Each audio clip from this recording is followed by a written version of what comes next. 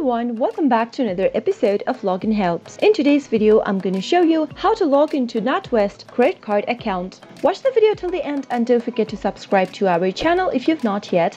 Also, press the notification bell icon so that YouTube will notify you whenever we post a new video. Open up a web browser and in the search box at the top type in Natwest credit card login. Make a search and in the search results displayed on the next page, click on this Manage My Credit Card Existing Customers Natwest link at the top. Go ahead and click on the Login button in the top right hand corner from the main home page, which will take you to the login area. You can either enter your customer number or your card number. Select any one options by clicking on the circle and then enter your credentials. In my case, I've chosen the card number option, so let me go ahead and type in my 16-digit card number. If you'd like the system to remember your credential, then you can click on this Remember Me box right beneath. But if you're using a public device or a shared mobile device, leave this unchecked before moving on. Finally, after entering your card number, click on the Continue button and on the next page, simply follow the on-screen prompts and you'll be able to log into your online banking services for Natwest. And that is how you'll be able to log into your Natwest credit card account. I hope the tutorial was helpful. If it was, go ahead and give us a thumbs up.